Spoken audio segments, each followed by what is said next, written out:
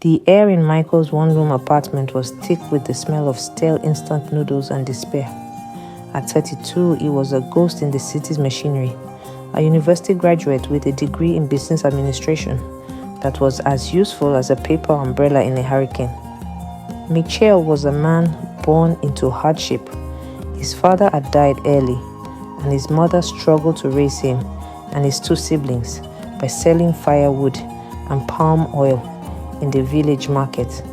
His mother made sure he went to school as the first son in the family so he could better their lives when he starts making money. After school, he moved to the big city in search of a greener pasture. He swore to himself that he would not die in poverty.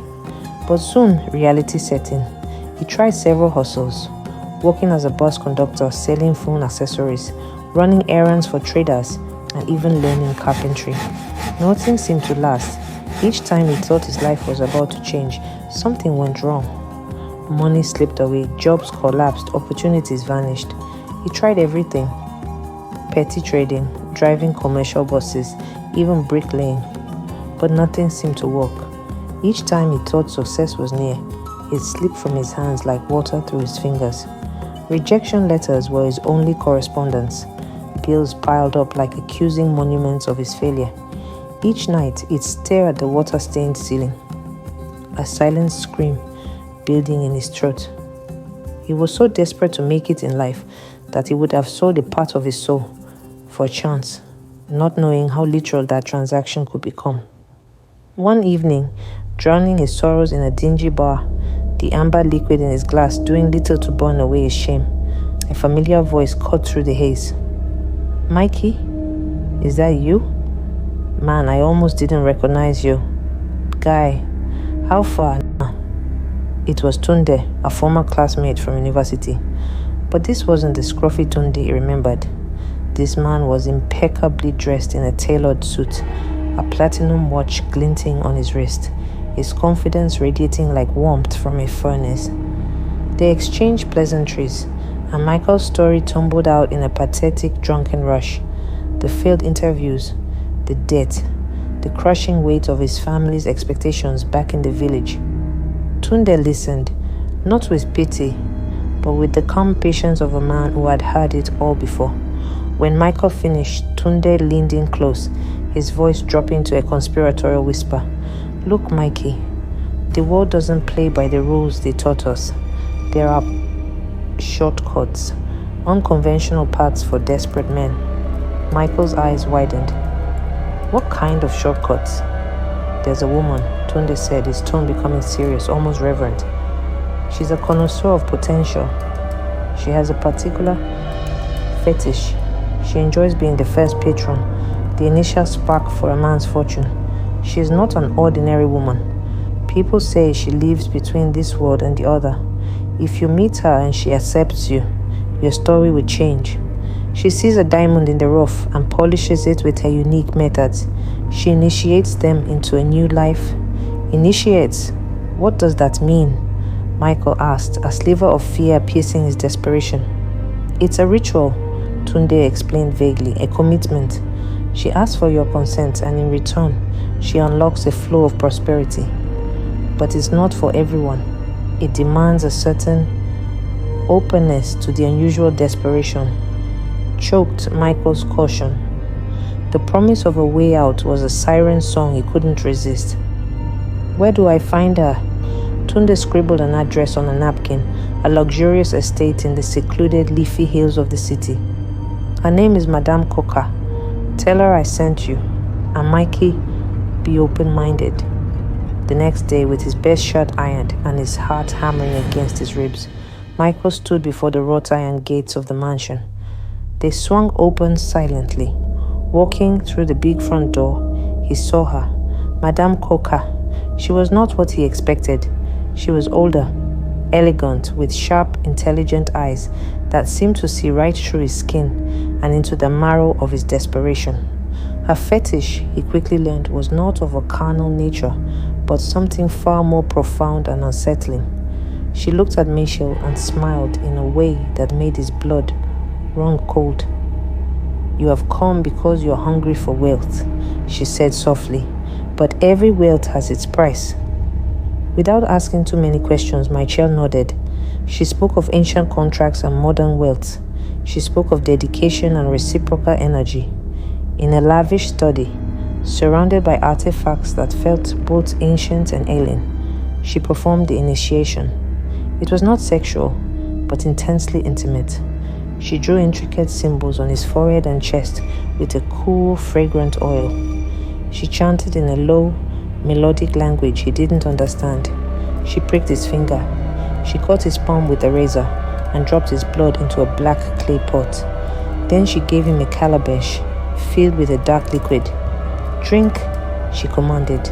He felt a strange warmth spread through his body, a tingling sensation that was neither pleasant nor unpleasant, just indifferent.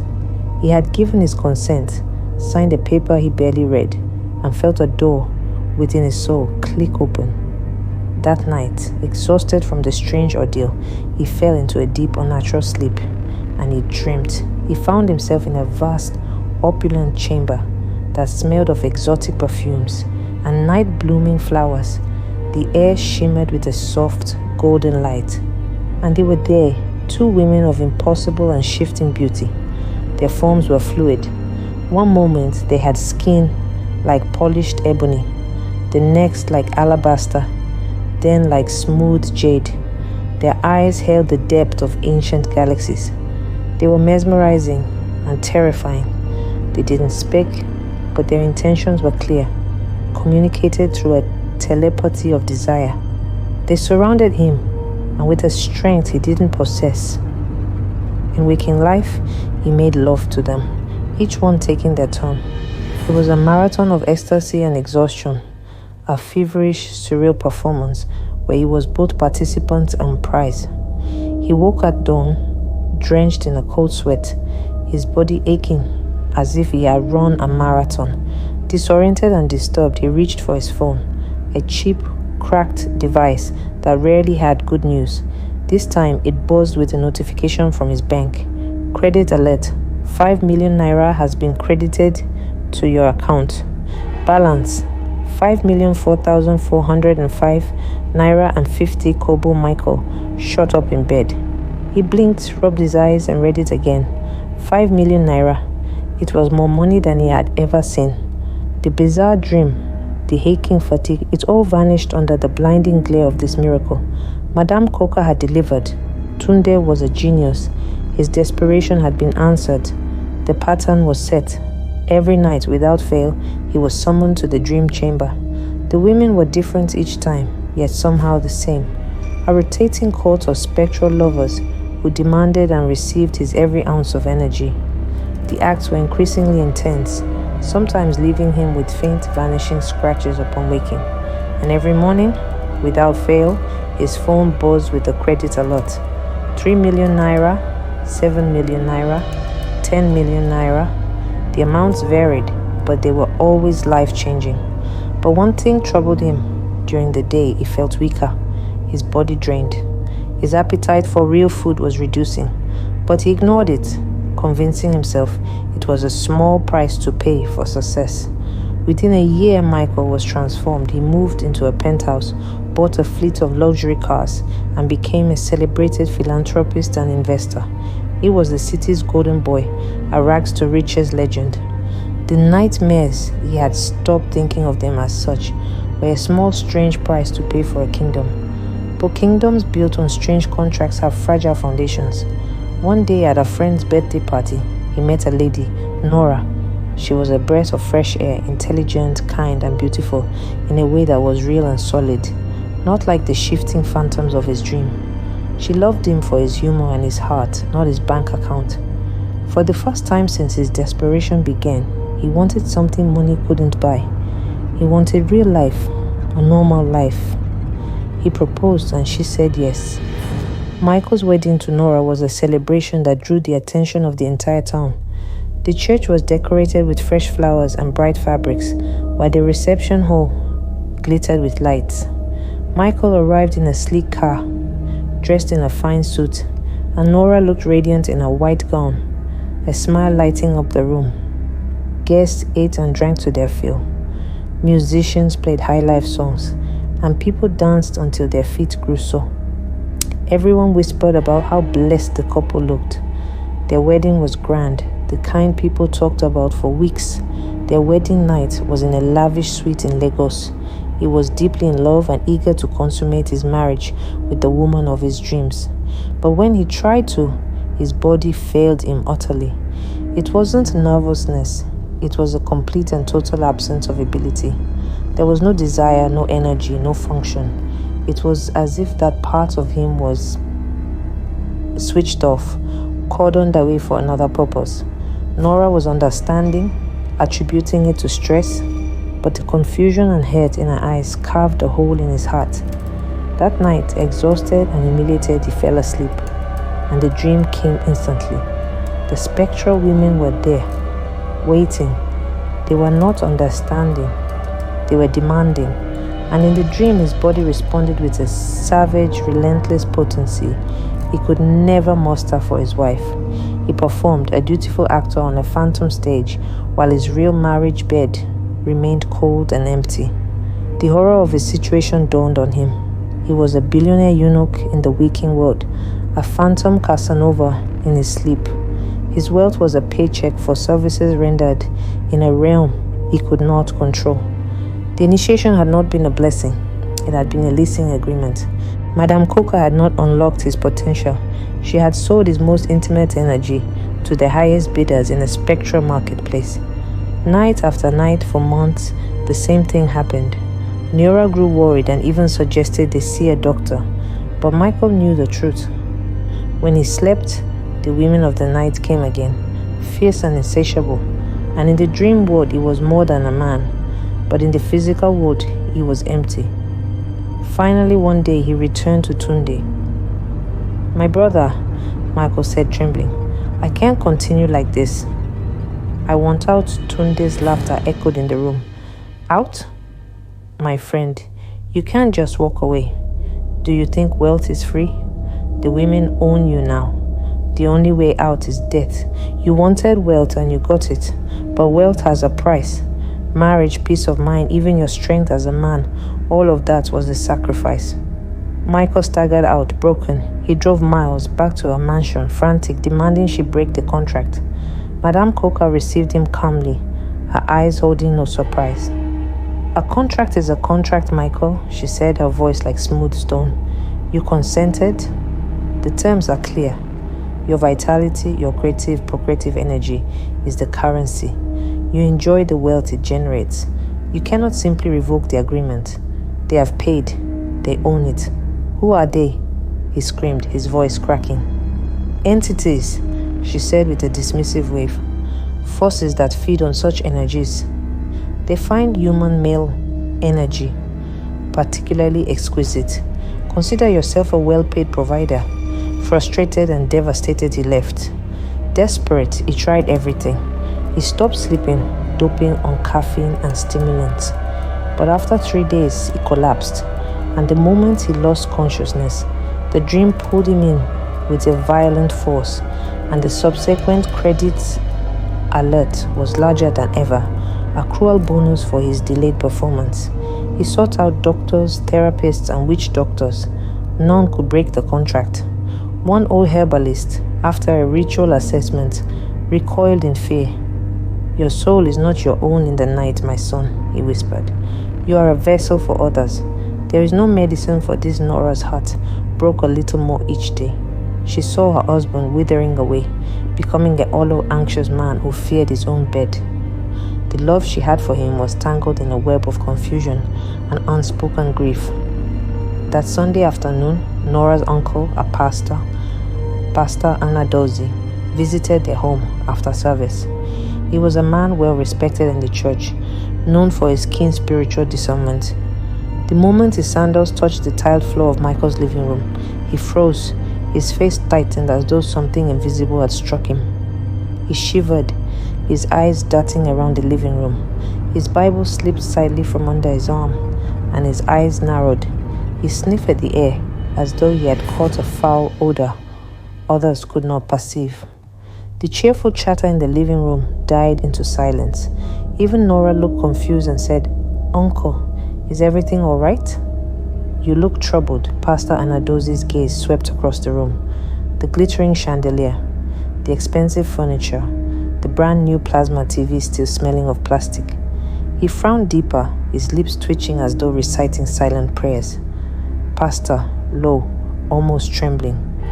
This house, it is polluted. Michael, who had been reclining confidently on the sofa, stiffened. A cold shiver ran down his spine, though the air conditioner was off.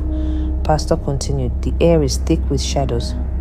Michael, what covenant have you entered? For the Spirit of the Lord is not at peace here. I smell the perfume of spirits.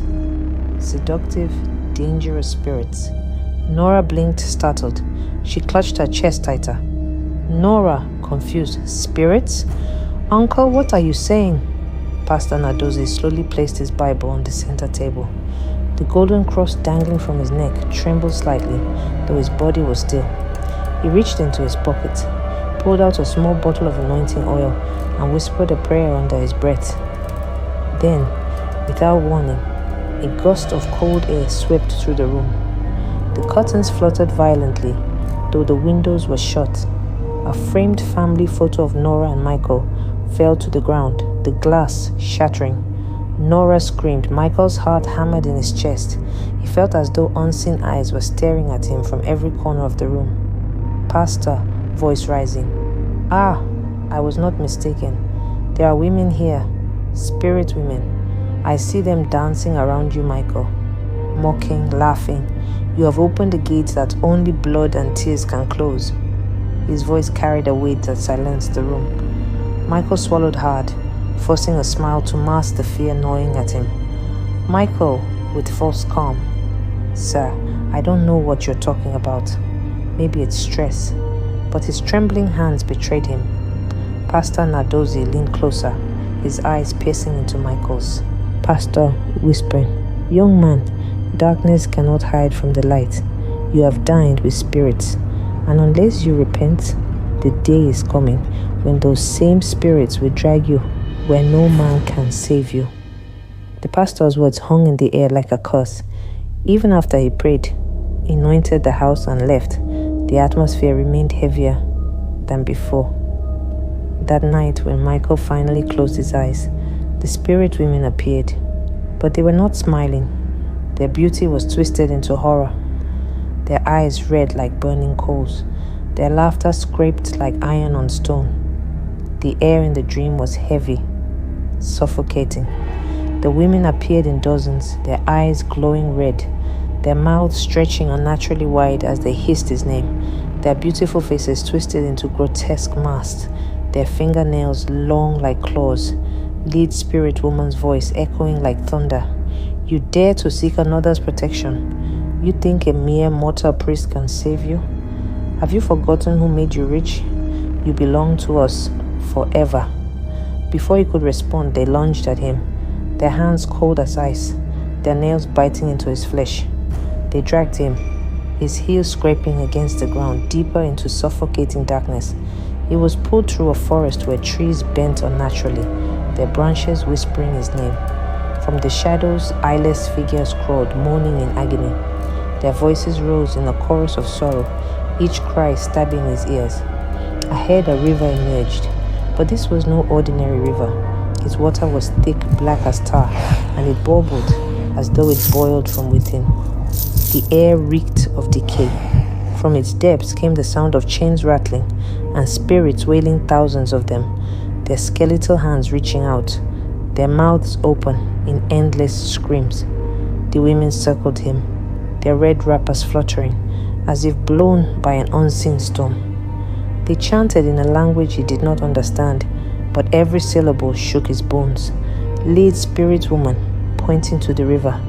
This is the river of the bound, the greedy, the oath breakers, the ones who thought they could cheat us.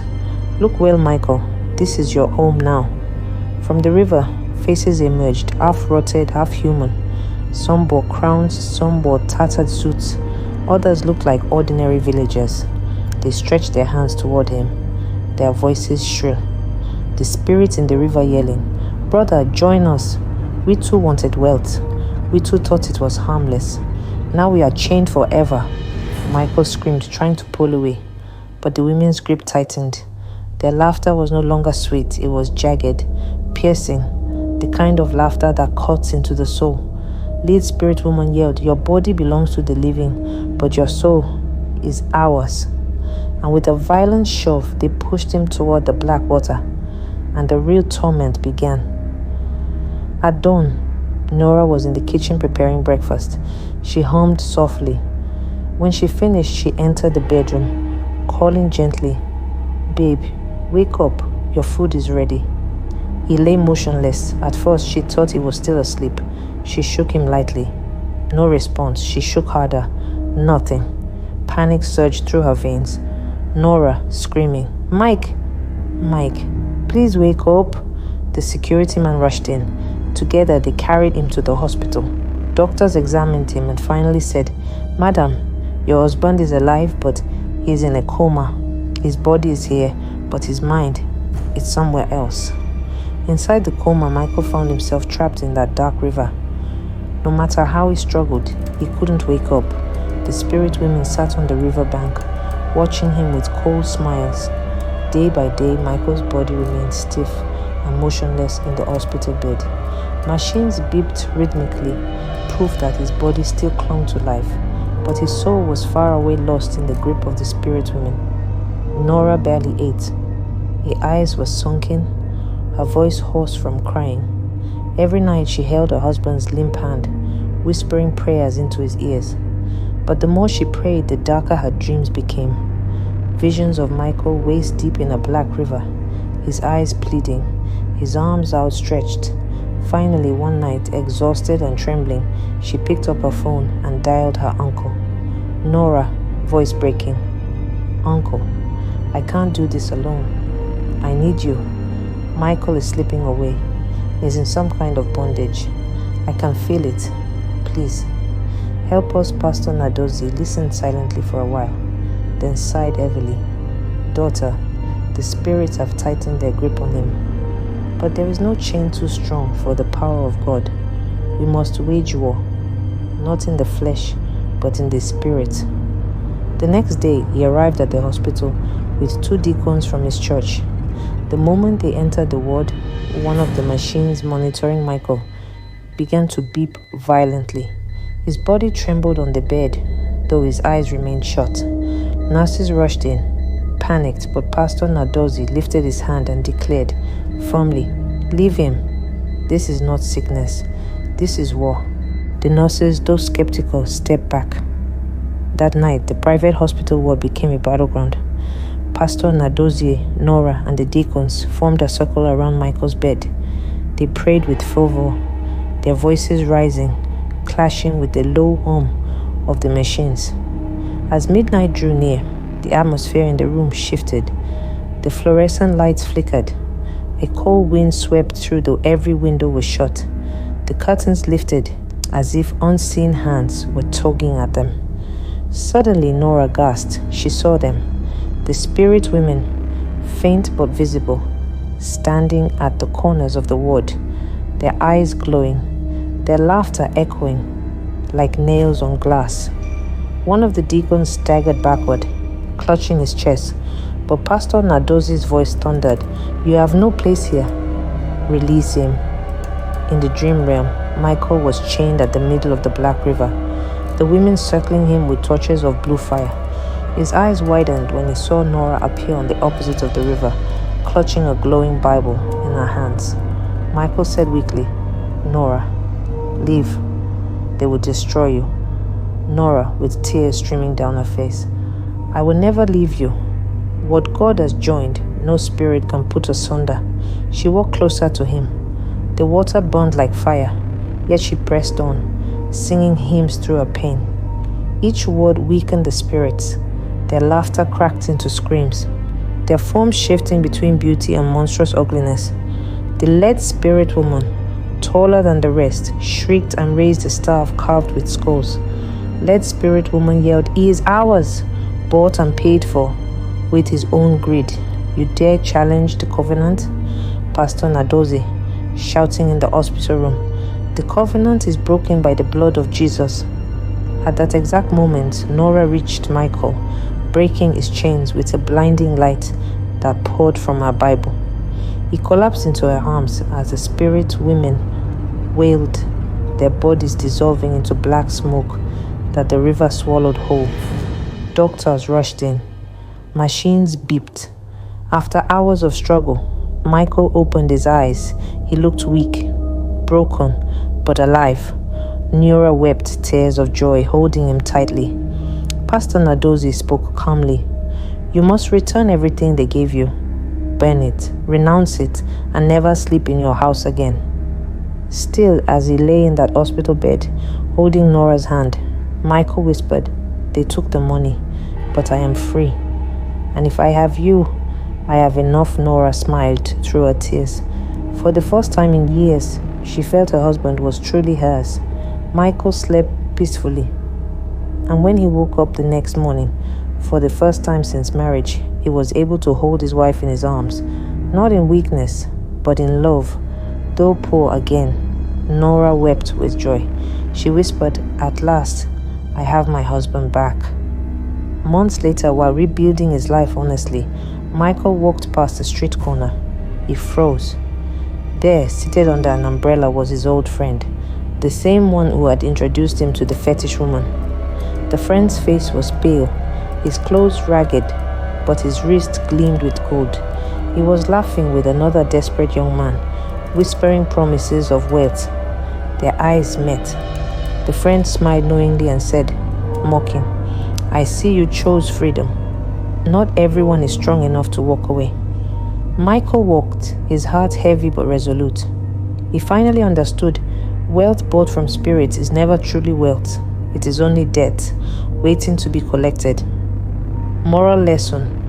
Michael lost riches but gained his soul, his marriage, and his freedom, proving that some prices are too costly for any amount of money. Wealth gained through dark or dishonest means always comes with a hidden price. True prosperity is found in patience, faith, and integrity, not in shortcuts that enslave the soul. And that another page from the story library, your portal to endless stories. If you enjoyed this chilling tale, don't forget to like, share, and subscribe. Thanks for watching.